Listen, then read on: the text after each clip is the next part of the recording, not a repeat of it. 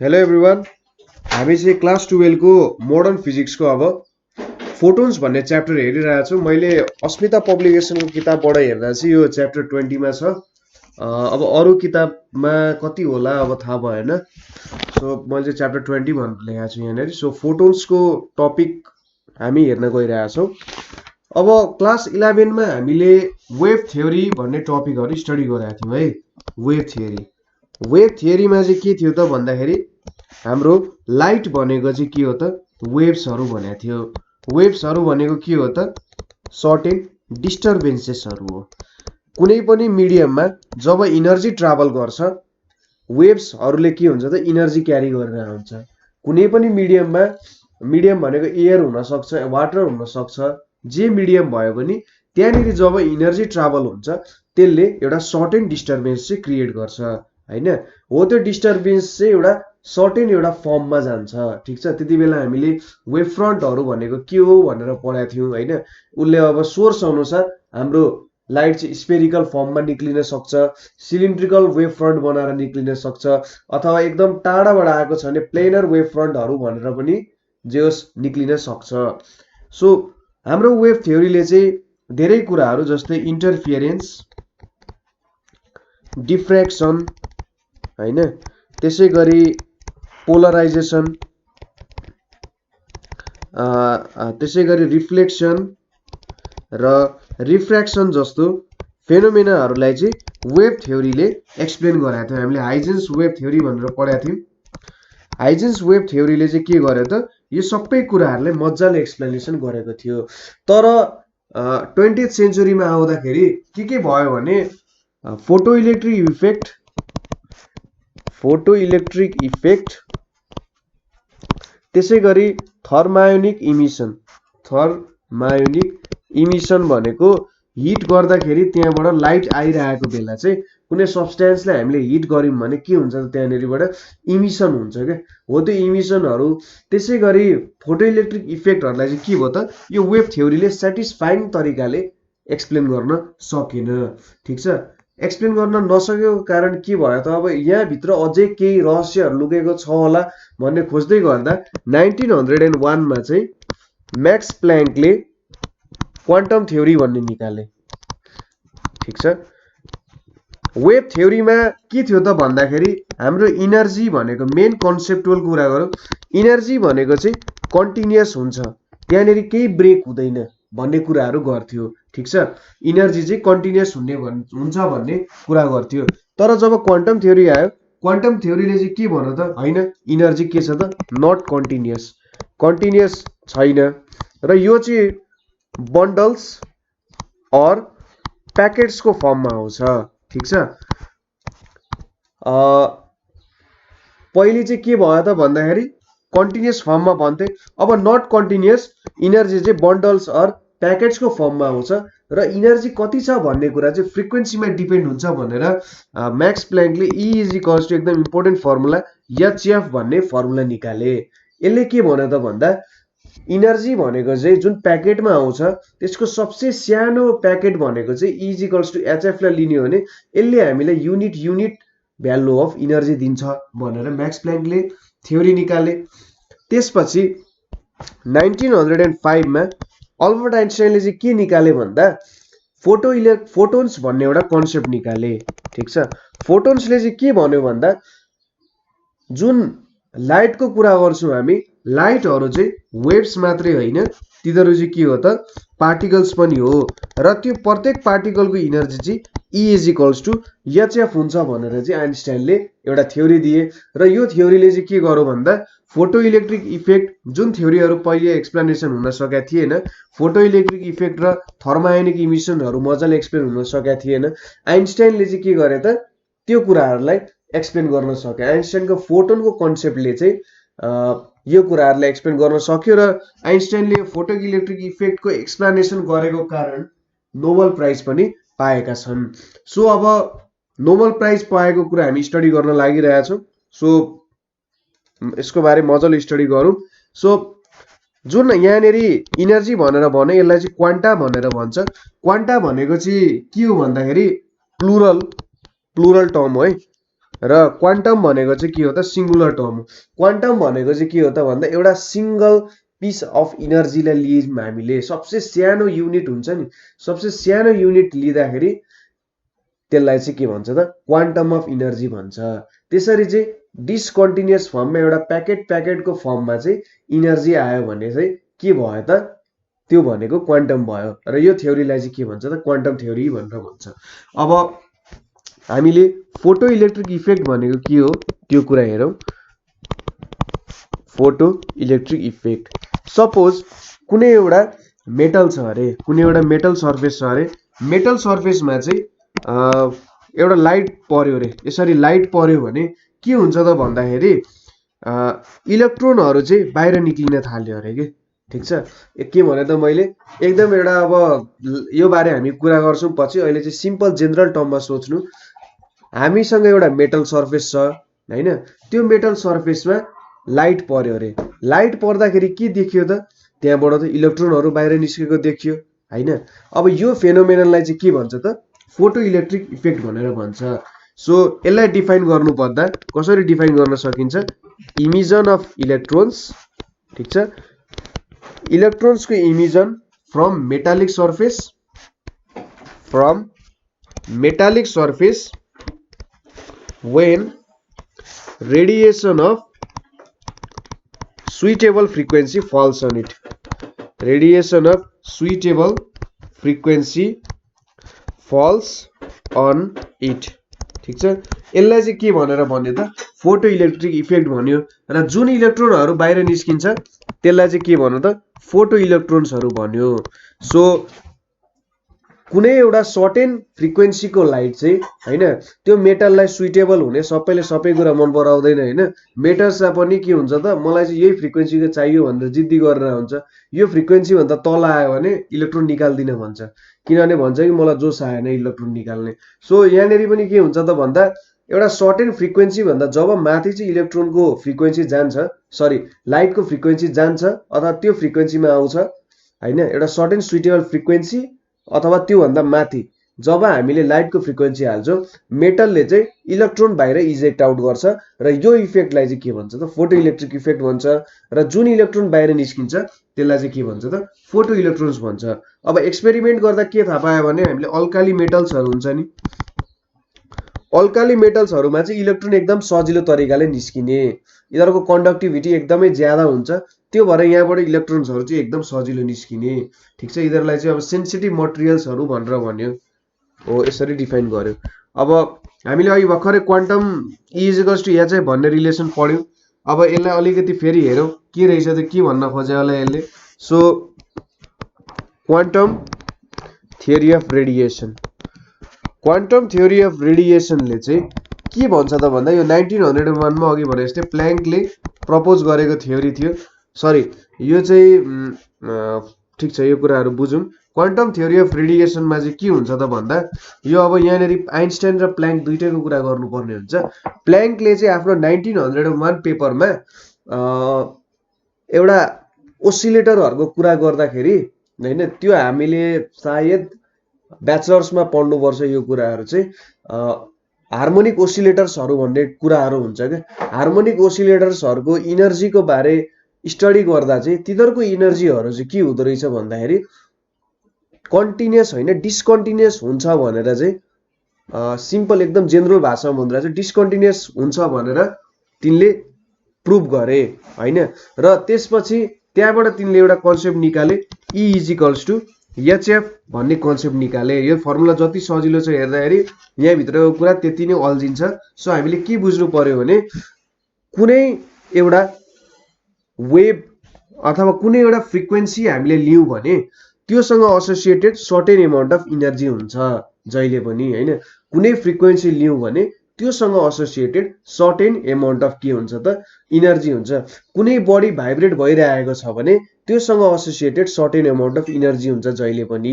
ठीक छ, र यदि हामीले एकदम सानो सानो पार्टिकलहरूको इलेक्ट्रोनहरूको कुरा गर्ने हो भने इलेक्ट्रोनहरू सबै भाइब्रेट भइरहेको हुन्छ, सबै भाइब्रेट भइरहेको हुन्छ भने त्योसँग associated certain amount of energy हुन्छ जुन चाहिँ हामी E = HF युज गरेर भेट्न सक्छौँ। र त्यसलाई चाहिँ के भन्छ भने क्वान्टम अफ इनर्जी भनेर भन्छ।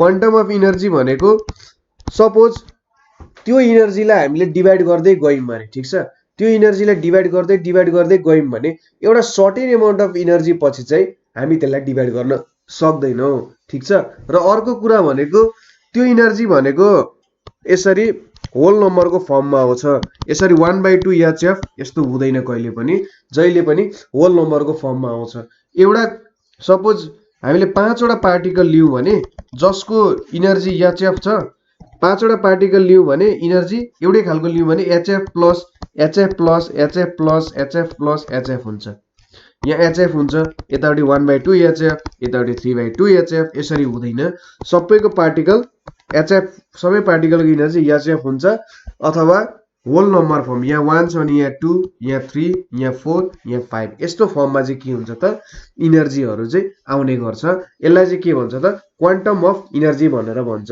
र यहाँको सबसे सानो पोर्सनलाई चाहिँ के भन्छ त क्वान्टम अफ इनर्जी भनेर भन्छ र आइन्स्टाइनले चाहिँ के दिए त भन्दाखेरि पछि आफ्नो पेपरमा फोटो इलेक्ट्रिक इफेक्ट एउटा पेपर छ फोटो इलेक्ट्रिक इफेक्टको पेपरमा उनले चाहिँ लाइटलाई पनि यसरी क्वान्टममा विभाजन गरेर लाइटको पनि सबसे सानो भागको इनर्जी लियौं भने त्यस सबसे लाइटलाई पनि सपोज एउटा वेभ छ भने त्यसलाई पनि टुक्रा गर्दै के गर्न सकिन्छ त भन्दा एउटा सबसे सानो इनर्जीको रूपमा हामी जस्तै युनिट भेक्टरको कुरा गर्छौं नि लाइटमा पनि युनिट अफ इनर्जी भनेर लिएर हामी कुरा गर्न सक्छौं सो त्यो कुरा चाहिँ आइन्स्टाइनले निकाले अब experimental study of photo electric effect गर्दा के आयो भन्ने कुराहरु हामी थोरै हेर्यौं हामीले एक्सपेरिमेन्टको बारे त पढ्नु पर्दैन तर एक्सपेरिमेन्टबाट निक्लेको रिजल्ट्सहरुको बारे चाहिँ अलिकति स्टडी गर्नुपर्ने हुन्छ ठीक छ के हुँदो रहेछ त भनेर म तपाईलाई एक्सपेरिमेन्टल सेटअप पनि थोरै बुझाइदिन्छु के हुँदो रहेछ भनेर सपोज यहाँ एउटा ट्युब हुन्छ हैन यसरी मैले एउटा ट्युब बनाए यो ट्युबमा चाहिँ के छ त यतापट्टि क्याथोड छ यतापट्टि एनोड छ यहाँनेरि मैले एउटा मिली एम्पियर जोडेको छु हैन र यो दुईटाको प्यारललमा चाहिँ के छ त भन्दा एउटा भोल्टमिटर जोडेको छु मैले यहाँ है र यहाँनेरि मैले एउटा भेरिएबल रेजिस्टरसँग जोडेको छु र यसलाई केसँग कनेक्सन गराएको छु त भन्दा एउटा यसरी ब्याट्रीसँग कनेक्सन गराएको छु है यहाँनेरि एउटा ब्याट्री छ यहाँनेरि भोल्टमिटर छ यहाँनेरि क्याथोड छ यहाँनेरि एनोड छ यहाँबाट चाहिँ के निक्लिन्छ लाइट सोर्स आइरहेको हुन्छ अब क्याथोडले त के गर्छ त इलेक्ट्रोन इजेक्ट आउट गर्छ सो जब लाइट हुन्छ नि यहाँ लाइट चाहिँ क्याथोडमा फल हुन्छ क्याथोडबाट के निक्लिन्छ इलेक्ट्रोनहरु निस्किन्छ इलेक्ट्रोन निक्लेपछि यो त पोजिटिभ टर्मिनल हो पोजिटिभ टर्मिनलतिर इलेक्ट्रोनहरु हानिन्छ र यहाँबाट हामीले के गर्न सक्छौं त भन्दा भोल्टेज र करेन्ट मेजर गर्न सक्छौं हैन सो यसरी चाहिँ एक्सपेरिमेन्टलाई के गरे हुन्छ सेटअप गरे हुन्छ सपोज हामीले यहाँनेरि के गर्यौं भने भन्दा हामीले चाहिँ यो प्लेटमा नेगेटिभ भ्यालु बढाउँदै गयौं अरे है यहाँबाट चाहिँ जोडेको कनेक्सन गरेर यहाँनेरि नेगेटिभ भ्यालु बढाउँदै गयौं भने के हुन्छ त फोटो इलेक्ट्रिक करेन्ट त डिक्रिज हुँदै जान्छ यहाँनेरि नेगेटिभ बढ्यो भने त रिपेल हुन्छ नि त र म्याक्सिमम भेलोसिटी भएको इलेक्ट्रोनहरु मात्रै के हुन्छ त यहाँनेरि पुग्छ ठीक छ म्याक्सिमम के त भेलोसिटी भएको इलेक्ट्रोन जसको भनेको चाहिँ काइनेटिक एनर्जी सबसे म्याक्सिमम छ त्यो मात्र यहाँसम्म पुग्न सक्छ सपोज एउटा यस्तो पोइन्ट आयो कि जहाँबाट चाहिँ फोटो इलेक्ट्रोनै यहाँ आइपुग्न छोड्यो कति पोटेन्शियलमा v0 पोटेन्शियलमा यहाँनेरि इलेक्ट्रोनै आउन छोड्यो भने वर्क डन कति हुन्छ त भन्दा EV0 = half mv max square हुन्छ ठीक छ यो भनेको चाहिँ हाम्रो यो v0 भनेको चाहिँ के हो त यसलाई स्टपिङ पोटेन्शियल पनि भन्छ स्टपिङ पोटेन्शियल भनेको हाम्रो v पोटेन्शियलको भ्यालु जसले चाहिँ फोटो इलेक्ट्रोन्सलाई आउन जिरो बन्दै गरिदिन्छ यहाँनेरि आउन बन्द गरिदिन्छ त्यसलाई चाहिँ के भन्यो स्टपिङ पोटेन्शियल भन्यो स्टपिङ पोटेन्शियलको केसमा के भन्यो त work done by stopping potential equal to the maximum kinetic energy of photo electrons अब फोटो इलेक्ट्रोन्स त यतापट्टि आइरहेको हुन्छन् तर स्टपिङ पोटेन्शियलले के गर्छ त वर्क डन भन्दा एगेन्स्ट द काइनेटिक एनर्जी गर्छ अब काइनेटिक एनर्जी र हाम्रो स्टपिङ पोटेन्शियलको भ्यालु सेम भयो भने के हुन्छ त भन्दा यहाँबाट इलेक्ट्रोन्स चाहिँ एनोडसम्म पुग्न सक्दैन हैन। यसरी एक्सपेरिमेन्ट सेटअप गरिरहेको हुन्छ। यहाँनिर अब यसले चाहिँ हाम्रो पोटेन्सियललाई घटाउने बढाउने काम गरिरहेको हुन्छ। सो खासै मतलब भएन। अब हामीले चाहिँ पहिलो कुरा भनेको करेन्ट, यो आई भनेको करेन्ट र यो भनेको चाहिँ इन्टेन्सिटी अफ इन्सिडेन्ट लाइट भनेर हेर्यौँ अरे। ठीक छ, यो भनेको करेन्ट, यो भनेको इन्टेन्सिटी अफ इन्सिडेन्ट लाइट भनेर हेर्यौँ अरे।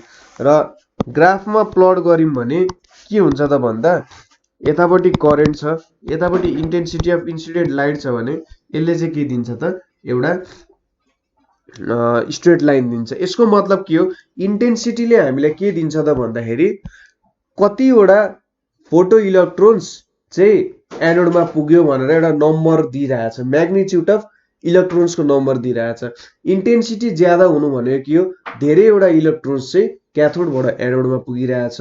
इन्टेन्सिटी कम हुनु भनेको के हो, थोरै नम्बर अफ इलेक्ट्रोन्स चाहिँ क्याथोडबाट एनोड पुगिरहेछ during certain period of time. कुनै सर्टेन पिरियड अफ टाइमको कुरा गर्छौँ हामीले। सो स्ट्रेट लाइनले के भनिरहेछ त भन्दा यदि मैले इन्टेन्सिटी बढाएँ भने मेरो करेन्ट बढ्छ, यो त सिधा कुरा हो। यदि मैले नम्बर अफ फोटो इलेक्ट्रोन्स चाहिँ क्याथोडबाट एनोडसम्म आउने पुऱ्याएँ भने त मेरो मिली एम्पियर जुन छ यसले त धेरै करेन्ट मेजर गर्ने भयो नि त हैन।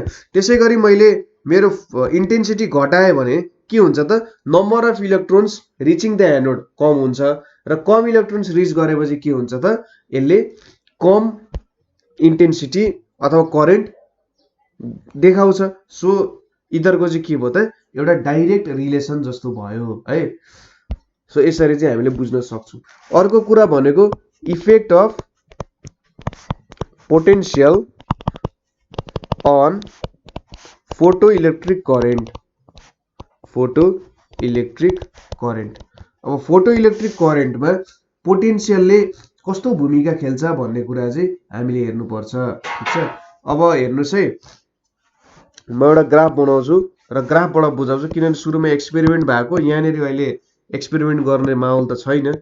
सो यतापट्टि भी राखेँ मैले, यतापट्टि करेन्ट राखेँ भने के हुन्छ त भन्दा एउटा स्याचुरेसन लेभलदेखि आउँछ, यसरी झर्छ, यसरी झरिरहेको हुन्छ र झरेर एउटा सर्टेन पोइन्ट पछि चाहिँ यहाँनिर आइपुग्छ। यो अलिकति सिधा हुन्छ है, अलिकति यसरी सिधा भन्दा पनि बाङ्गो त बाङ्गै हुन्छ तर यसरी गुचुङ बुचुङ हुँदैन।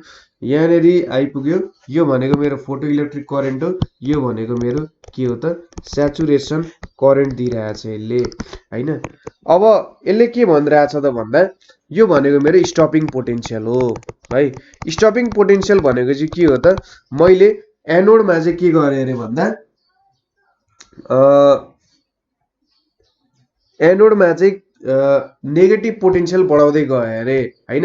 एनोडमा नेगेटिभ पोटेन्सियल बढाउँदै गयो भने के हुन्छ त मेरो इलेक्ट्रोनहरु त त्यहाँनेरि आउन छोड्छ, किनभने त धेरै नेगेटिभ हुँदै गइरहेछ।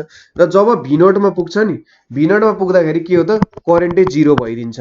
ठीक छ, कुनै पनि करेन्ट आइदिदैन र यहाँ चाहिँ यो इनर्जी भनेको चाहिँ हाफ mv म्याक्स हुन्छ। म्याक्सिमम भेलोसिटी अफ इलेक्ट्रोन्सको काइनेटिक इनर्जी र EV0 के भइदिन्छ त इक्वल भइदिन्छ।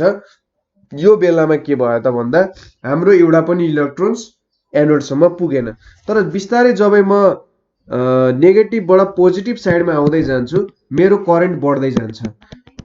ठीक छ, बढ्दै बढ्दै बढ्दै जान्छ र एउटा सर्टेन पोइन्ट पछि के हुन्छ त भन्दा स्याचुरेसन करेन्ट हुन्छ। एउटा सर्टेन पोइन्ट पछि चाहिँ मैले भोल्टेज बढाएँ भने पनि के हुन्छ त फोटो इलेक्ट्रोन्स आउने नम्बर चाहिँ के हुन्छ त बढ्दैन। ठीक छ, यहाँनिर के भनिरहेछ त यसले भन्दा यो फिगरले हेरेर मैले एक्सप्लेन गर्नुपर्दा सुरुमा स्टपिङ पोटेन्सियलमा छ, स्टपिङ पोटेन्सियलमा छ भन्नुको मतलब के हो त एउटा पनि इलेक्ट्रोन्स आएको छैन। अब म एनोडको पोजिटिभिटी बढाइरहेको छु, बढाउँदै जाँदा के हुन्छ त बिस्तारै यहाँनिर इलेक्ट्रोन्सहरू आएर यहाँ मिली एम्पियरले रिड गर्न थाल्छ हैन। एम्पियरले रिड गर्दै जान्छ र म बढाउँदै जान्छु। एउटा सर्टेन पोइन्ट पछि, सर्टेन पोइन्ट भनेको यो पोइन्ट पछि के हुन्छ त भन्दा फोटो इलेक्ट्रोन्सहरू चाहिँ मैले जति नै भोल्टेज बढाए पनि पोटेन्शियल एनोडको पोजिटिभ भ्यालु जति नै बढाए पनि के हुन्छ त मेरो फोटो इलेक्ट्रोन्स अथवा करेन्टको भ्यालु बढ्दैन र यति बेला चाहिँ के हुन्छ त स्याचुरेसनमा आइपुग्छ भन्ने कुरा गरिरहेछ यसले। ठीक छ, यही कुराहरू हो। अब अर्को कुरा भनेको जस्तै हामीले पोटेन्शियल अफ प्लेट ए को कुरा गरेर भ्यालुहरू निकाल्न सक्छौं। सपोज अब मैले के गरे अरे भन्दा मैले इन्टेन्सिटी चाहिँ बढाएँ अरे। इन्टेन्सिटीको मतलब सपोज मैले मेटल चेन्ज गरिदिएँ अरे, मेटल चेन्ज गरेर फोटो इलेक्ट्रोन्सको नम्बर चाहिँ बढाउनको लागि धेरै इलेक्ट्रोन्सहरू निकाल्न थालेँ अरे। अब धेरै इलेक्ट्रोन्सको निकाल्नुको मतलब के हो त भन्दा मेरो करेन्ट त बढ्ने भयो हैन। यो फिगरसँग कम्पेयर गरेर बनाऊ है यतापट्टि। सो यतापट्टि करेन्टै छ र यतापट्टि भोल्टेज छ है। सुरुको के थियो त मेरो यसरी सुरुमा एउटा भ्यालुबाट 0 बाट स्टार्ट भयो, इन्क्रिज भयो र एउटा स्याचुरेसन भ्यालुमा आइपुग्यो। यो चाहिँ मेरो I1 इन्टेन्सिटी हुँदाखेरि। सपोज मैले मेटल चेन्ज नगरौँ, जेस मैले के गरे त त्यहाँबाट इन्टेन्सिटी बढाएँ अरे। ठीक छ, इन्टेन्सिटी बढायो भने के हुन्छ त भन्दा करेन्टको भ्यालु त बढ्ने भयो। करेन्टको भ्यालु बढ्छ, एउटा यो स्याचुरेसन रिजनमा हेरे यो I2 हो, करेन्टको भ्यालु बढ्यो हैन। र सपोज मैले भोल्टेज घटाउँदै गए अरे, मेरो एनोडको के भयो त भन्दा नेगेटिभिटी बढाउँदै गयो भने अन्तिममा यो आइपुग्ने भनेको चाहिँ यही पोइन्टमा आइपुग्छ एक्सपेरिमेन्टली भेट्दाखेरि। सो यसले के भनिरहेछ त भन्दा सपोज मैले क्याथोडबाट निक्लिने इलेक्ट्रोन्सको नम्बर बढाएँ अरे। ठीक छ, क्याथोडबाट निक्लिने इलेक्ट्रोन्सको नम्बर बढायो भने मेरो फर्स्ट जुन भेटाएको थियो नि ग्राफ, फर्स्ट ग्राफ अनुसार के हुन्छ त मैले क्याथोडबाट आउने इलेक्ट्रोन्सको नम्बर बढाएँ भने मेरो करेन्ट बढ्नुपर्छ। यो कुरा ठिक छ। इन्टेन्सिटी बढाए I2 ग्रेटर देन I1 छ भने इन्टेन्सिटी बढायो भने मेरो करेन्ट इन्क्रिज हुन्छ। तर के हुन्छ भन्दा मेरो पोटेन्शियलमा चाहिँ केही पनि चेन्ज आउँदैन। यसलाई कसरी बुझ्न सकिन्छ त भन्दा सपोज एउटा खोला छ अरे, खोलामा नाउ हिँडिरहेछ अरे। सपोज खोला चाहिँ नाउको उल्टो दिशामा, खोला जुन दिशामा बगिरहेछ नाउ त्यसको उल्टो दिशामा बगिरहेछ अरे हैन। अब के हुन्छ त भन्दाखेरि नाउ खोलाको उल्टो दिशामा हिँड्न खोजिरहेछ भने त इनर्जी केही लाग्छ, केही इनर्जी त उसले लाउनु पर्छ। केही काम नगरी त ऊ अगाडि बढ्न सक्दैन। खोला जुन डिरेक्सनमा बगेको थियो त्यही डिरेक्सनमा बगेको भए पो उसले काम गर्नु पर्दैन थियो होला त डिरेक्सनको बाहेक, तर उसले त इनर्जी लाउनु पर्यो खोलाको अपोजिटमा हिँड्नको लागि। अब उसले ठ्याक्कै यति इनर्जी लाइरहेछ कि खोलाले जति फोर्सले उसलाई एउटा डिरेक्सनमा ठेलिरहेछ उसले त्यति नै फोर्सले अर्को डिरेक्सनमा ठेलिरहेछ नि ऊ स्टेबल रहन्छ हैन। अब सोचौँ कि त्यहाँनेरि नौकाको कम्पिटिसन भइरहेको थियो अरे को अगाडि बढ्ने भनेर। सपोज दुईटा नाउ चाहिँ कम्पिटिसनमा छन् अरे। अब यो नाउ अगाडि हिँडिरहेछ, अर्को नाउ पनि अगाडि हिँडिरहेछ भने के हुन्छ त भन्दा दुईटा नाउले इक्वल एमाउन्ट अफ इनर्जीले अगाडि हिँडिरहेछन् भने दुईटा नाउ पुगे पनि के हुन्छ त भन्दा इदरले इनर्जी सेम लाइरहेछन्। इनर्जी सेम लाएछन् भने त के हुन्छ, इदरलाई पनि इक्वल फोर्सले ठेलिरहेछन्, इदर त अगाडि बढ्न सक्दैन नि। सो यो इलेक्ट्रोनको केसमा पनि के हुन्छ त भन्दा सपोज मैले 3टा इलेक्ट्रोन लाउँ कि 4वटा इलेक्ट्रोनले ठेलौँ, इदरसँग म्याक्सिमम इनर्जी हुने भनेको हाफ mv म्याक्स स्क्वायर नै हो। सो मैले सुरुमा 2टा इलेक्ट्रोन ठेलेको थिएँ भने अब 4वटा इलेक्ट्रोन ठेले भने के हुन्छ त मेरो करेन्ट त बढ्यो। तर यो 4वटा इलेक्ट्रोनलाई रोक्न पनि मेरो पोटेन्शियल यो EV नटले नै काम गर्यो क्या। किनभने म्याक्सिमम काइनेटिक इनर्जी भनेको सबै इलेक्ट्रोनको सेमै हुन्छ र म्याक्सिमम काइनेटिक इनर्जी सेम भएपछि इदरलाई रोक्न सक्ने पोटेन्शियलको भ्यालु पनि सेमै हुन्छ। सो यहाँबाट के बुझ्न सकिन्छ भने हाम्रो इलेक्ट्रोनको इन्टेन्सिटी जति नै होस् तर यो चाहिँ इन्डिपेन्डेन्ट अफ पोटेन्शियल हुन्छ। अथवा यसलाई बुझ्ने तरिका भनेको इन्टेन्सिटी अफ इलेक्ट्रोन जति नै होस् हाम्रो पोटेन्शियललाई केही पनि फरक पर्दैन। ही डजन्ट केयर हैन, उसलाई मतलब छैन। पोटेन्शियलले यदि इलेक्ट्रोनको इनर्जी त्यति नै लेभलमा छ, म्याक्सिमम भेलोसिटी Vmax छ भने उसले चाहिँ सबैले रोक्न सक्छ। जति धेरै इलेक्ट्रोन आए पनि मतलब भएन, उसले सबैले रोक्न सक्छ। ठीक छ, यो कुरा बुझ्नुभयो होला। सो यहाँबाट के बुझ्नी छ त intensity of light doesn't affect के त स्टपिङ पोटेन्शियल। स्टपिङ पोटेन्शियललाई चाहिँ इन्टेन्सिटी अफ लाइटले अफेक्ट गर्न सक्दैन हैन, यो कुरा भयो। अब फ्रिक्वेन्सीको केसमा हेरौँ के हुँदो रहेछ। सपोज फ्रिक्वेन्सी र स्टपिङ पोटेन्शियल बीच के रिलेसन हुन सक्ला त? दुईटा ग्राफ बनाएर हेरौँ, त्यसपछि म तपाईलाई बुझाउँछु। एक्सपेरिमेन्टली के थाहा पाइयो त भन्दा, सपोज यतापट्टि मेरो करेन्ट छ, भोल्टेज छ भने, सपोज मैले दुईटा फ्रिक्वेन्सीबाट गरेँ भने के हुन्छ त भन्दा, सपोज मेरो इन्टेन्सिटी सेम छ भनेर लिन्छु है म। यहाँ मेरो इलेक्ट्रोन आउने इन्टेन्सिटी सेम छ, जस्ट फ्रिक्वेन्सी बेग्लै छ भने यिनीहरूले मलाई सेम करेन्ट दिन्छन्। सुरुमा सेम करेन्ट दिन्छ र अन्तिममा चाहिँ के हुन्छ त, यहाँनेरि यसरी आउने गर्छ। यो भनेको -V02 लेखे, यो भनेको -V01 लेखे, र यो भनेको हाम्रो F2 हो भने यो हाम्रो F1 हो। F2 ग्रेटर देन F1 छ। यहाँबाट के देखियो त भन्दा, जसको फ्रिक्वेन्सी ज्यादा छ त्यसलाई चाहिँ स्टप गर्न गाह्रो भयो भनेर लेखिरहेछ। सो यसको मतलब हामीले के बुझ्न सक्छौँ, E = hf हो। अब E = hf1 र F1 को लागि E = hf2 F2 को लागि। अब यहाँबाट के देखिन्छ भने hf1 सानो छ, F1 सानो छ F2 भन्दा, त्यसको इनर्जी चाहिँ के हुने भयो त, सानो हुने भयो। सो यदि मेरो इलेक्ट्रोनको काइनेटिक इनर्जी ज्यादा छ भने त्यसलाई रोक्नको लागि मैले पोटेन्शियल, नेगेटिभ पोटेन्शियल पनि ज्यादा बनाउनु पर्यो। त्यसैगरी मेरो इलेक्ट्रोनको इनर्जी कम छ भने त्यसलाई रोक्नको लागि पनि इनर्जी त कम चाहिन्छ नि। सपोज एउटा गाडी चाहिँ फास्ट स्पिडमा हिँडिरहेछ भने त्यसलाई रोक्न त हामीले धेरै इनर्जी खर्च गर्नुपर्छ। एउटा गाडी बिस्तारै हिँडिरहेको छ भने त्यसलाई रोक्नको लागि कम इनर्जी खर्च गर्नुपर्छ नि। इलेक्ट्रोनको केसमा पनि के हुन्छ त भन्दा, एउटा इलेक्ट्रोन धेरै छिटो हिँडिरहेछ भने त्योसँग धेरै इनर्जी हुन्छ र त्यसलाई रोक्नको लागि धेरै पोटेन्शियल चाहियो। एउटा इलेक्ट्रोन थोरै इनर्जीले हिँडिरहेछ भने त्यसलाई रोक्नको लागि थोरै पोटेन्शियल चाहियो। सो के भयो त, पोटेन्शियल, स्टपिङ पोटेन्शियल चाहिँ directly related to frequency. So मेरो फ्रिक्वेन्सी बढ्यो भने स्टपिङ पोटेन्शियल पनि बढाउनु पर्छ, फ्रिक्वेन्सी घट्यो भने स्टपिङ पोटेन्शियल पनि के गर्नुपर्छ त, मैले घटाउनु पर्छ है।